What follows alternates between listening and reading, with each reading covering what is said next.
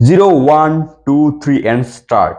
মনে হচ্ছে মাহমুদুল্লাহ রিয়াদের যে শুরুটি, সেই শুরুটি এমন কাউন্টডাউন করে কিন্তু নতুন ভাবে শুরু হলো।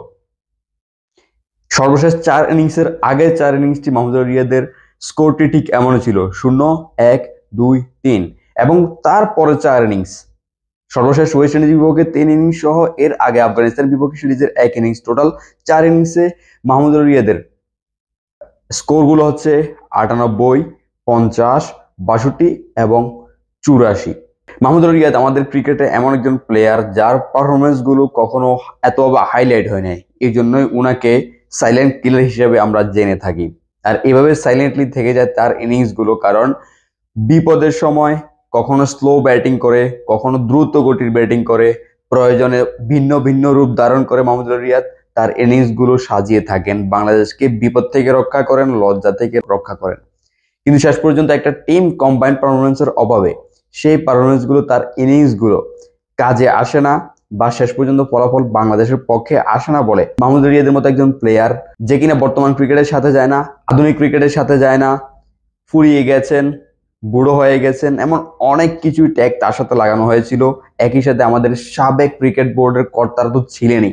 সবকিছু মিলিয়ে তাকে বাদ দেওয়ার যেই একটা ভিন্ন রকমের যে স্ট্র্যাটেজি ছিল, প্রয়াস ছিল, সেটিও কিন্তু তারা কাজে লাগাচ্ছিল। কিন্তু শেষ পর্যন্ত তাদের যে ব্যর্থতার ফলস্বরূপ মাহমুদুল্লাহ রিয়াদকে তাদের দলে নিতে বাধ্য হয়েছিল তারা। সেই মাহমুদুল্লাহ রিয়াদ সর্বশেষ বিশ্বকাপের পর থেকে এখনো পর্যন্ত 43 এভারেজে ব্যাটিং করে আসছেন। বিশ্বকাপের প্রথম ম্যাচে আফগানিস্তানের বিপক্ষে ব্যাটিং করতে পারেননি, এরপরের ম্যাচ থেকে শুরু করে বিশ্বকাপে একটা সেঞ্চুরি করেছেন। এর মাঝে যে ইনিংসগুলো 40, 43, 55 ইনিংসগুলোর সাথে 37, 33 সবসময় রান করেছেন। কখনো ধীরগতিতে রান উঠাতে হয়েছে, কখনো ঝড়ো ব্যাটিং এ রান উঠাতে হয়েছে, তবে তিনি রান উঠিয়েছেন। এবং যেটি বলছিলাম, বিশ্বকাপে তার যে শুরুটি হয়েছিল সেই শুরুটির পর থেকে এখনো পর্যন্ত মাহমুদুল্লাহ রিয়াদ 43 এভারেজে ব্যাটিং করে যাচ্ছেন।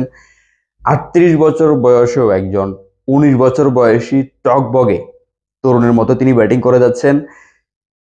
সর্বশেষ ওয়েস্ট ইন্ডিজ সিরিজের একই মাঠে তিনি 3টি অর্ধশতক টানা 3 ম্যাচই করেছেন। এখনো পর্যন্ত সেই মাঠে তিনি 6 ইনিংস ব্যাটিং করে 5টিতে অর্ধশতক করেছেন।